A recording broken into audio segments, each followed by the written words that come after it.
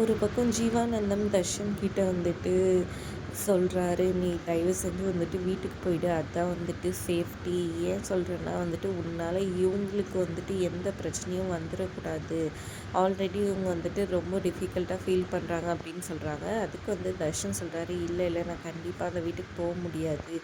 நீங்களே கொஞ்சம் யோசிச்சு பாருங்கள், கண்டிப்பாக வந்துட்டு என்னால் முடியாது. நீங்கள் வேணால் ஒரு வீடியோ எடுங்க, நான் வீடியோவில் வந்துட்டு இவங்களுக்கும் எனக்கும் எந்த சம்மந்தமும் இல்லை, நானாக தான் வந்தேன்னு சொல்லிட்டு இது பண்ணி அனுப்பிச்சி விட்டுடலாம் அப்படின்ற மாதிரி தர்ஷன் ஒரு பக்கம் சொல்கிறாரு. ஆனால் ஜீவானந்தம் வந்துட்டு வீடியோ அமிச்சா மட்டும் உங்கள் வீட்டில் அதை நம்பிடுவாங்கன்னு நீ நினைக்கிறியா? நீ அங்கே போனால் மட்டும்தான் வந்துட்டு அவங்க அதை நம்புவாங்க, இல்லைன்னா இவங்களுக்கு தான் மேலும் மேலும் சிரமம், கொஞ்சம் யோசிச்சுப்பாரு அப்படின்னு தர்ஷன் கிட்ட பேசிகிட்டு இருக்காரு. இன்னொரு பக்கம் இங்கே பார்த்தீங்கன்னா ஈஸ்வரி சொன்னதை வச்சுக்கிட்டு குணசேகரன் வந்துட்டு ஒரு முடிவுக்கு வந்துடுறாரு. எப்படியாவது இப்போதைக்கு வந்துட்டு தர்ஷனை வீட்டுக்கு வர வைக்கணுன்றதுக்காக தர்ஷனோட இது என்னென்னா கல்யாணத்தை நிறுத்தணும், அதுக்காக தானே இவ்வளோ தூரம் இது பண்ணுறது. அதனால் நேராக வந்துட்டு அன்புக்கரசியோட அக்காவுக்கு வந்துட்டு கால் பண்ணுறாங்க.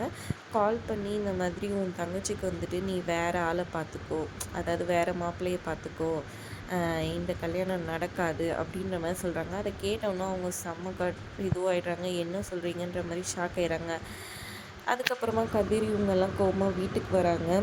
இங்கே ஒரு பக்கம் வந்துட்டு நம்மளோட ஹீரோயின் என்ன சொல்கிறாங்கன்னா, இங்கே பாருங்கள், எல்லோரும் தயவு செஞ்சு அவர் விஷயத்தில் தலையிடாதீங்க, அவர் பையனுக்கு என்ன நல்லதோ அவர் வந்துட்டு ஒரு அப்பாவாக இருந்து அவர் முடிவு எடுக்கட்டும் அப்படின்ற மாதிரி சொல்லிடுறாங்க. இன்னொரு பக்கம் இங்கே ஜீவானந்தர்கிட்ட வந்துட்டு காலில் பேசுகிறாங்க நம்ம ஈஸ்வரி, என்னை மன்னிச்சிடுங்க, நான் உங்களை வந்துட்டு எந்த உரிமையில் வந்துட்டு நான் கஷ்டப்படுத்துனேன்னு எனக்கு இப்போ வரைக்கும் தெரியல அப்படின்ற மாதிரி சொல்லி ஃபீல் பண்ணி அழகிறாங்க. ஜீவானந்தமும் கொஞ்சம் ஃபீல் பண்ணுறாரு. செம்ம சூப்பராகவே இருக்குது அந்த சீனுன்னு தாங்க சொல்லணும். அதோட இன்றைக்கி ப்ரோமோ முடியுதுங்க.